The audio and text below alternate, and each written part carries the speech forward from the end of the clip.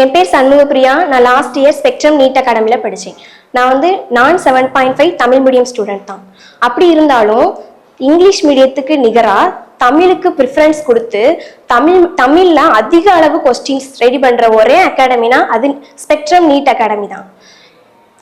அந்த அளவுக்கு மார்க் எடுத்திருக்கேன் அப்படின்னா அதுக்கு டீச்சர்ஸ் தான் ரொம்ப முக்கியமான காரணம். டீச்சர்ஸ் சொல்கிறோன்னா ஒவ்வொருதும் கெமிஸ்ட்ரியில் பார்த்தோம்னா பிஎஸ்கே சார் பார்த்தோம் ஒவ்வொரு நமக்கு டெஸ்ட் வைக்கிற ஒவ்வொரு கொஸ்டினையுமே எடுத்து பார்த்தோம்னா அந்த சார் கொடுத்த ஒவ்வொரு நோட்ஸ்லையுமே அந்த கொஸ்டினுக்கான ஆன்சர் கரெக்டாக இருக்கும்.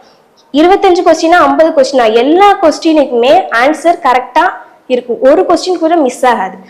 நமக்கு நீட்லேயே பிசிக்ஸ், பயாலஜி, கெமிஸ்ட்ரி மூணுலையுமே ரொம்ப கஷ்டமாக சொல்கிறோம் அப்படின்னா அது பிசிக்ஸ் தான் அப்படின்னு தான் சொல்லுவாங்க. ஆனால் எனக்கும் அப்படிதான் பயமா இருந்துச்சு.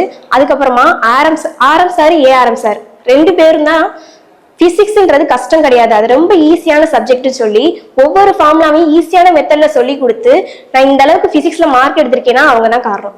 பயாலஜி சொல்லணும்னா ஏபி சார் நான் என்னதான் தமிழ் மீடியம் படிச்சிருந்தாலும் எம்பிபிஎஸ்ல போய் படிக்க போறது இங்கிலீஷ் மீடியம்.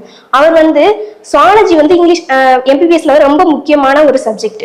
அதுக்கு தமிழ்ல இங்கிலீஷ்ல ரெண்டுலையுமே ஒரே நேரத்துல தமிழ்லே எழுதி போட்டு இங்கிலீஷ்லேயே எழுதி போட்டு எங்களுக்கு இங்கிலீஷ் நாலேஜ் அதிக அளவு வளர்த்து பயாலஜியில் நான் இவ்வளோ மார்க் எடுத்திருக்கேன்னா அதுக்கு ஏபி சார் ரொம்ப முக்கியமான காரணம். தேங்க்யூ.